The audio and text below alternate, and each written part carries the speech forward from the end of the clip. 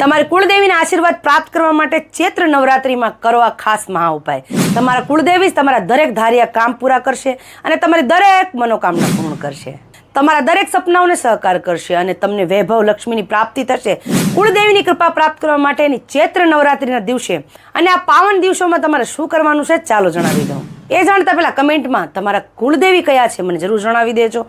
અને હા, 19 માર્ચ 2026ના રોજ સવારમાં વહેલા ઉઠીને સ્નાન કરીને કળશની સ્થાપના કરો. કળશમાં જળ ભરીને અને એની અંદર 5 આસોપાલવના પાન પધરાવો.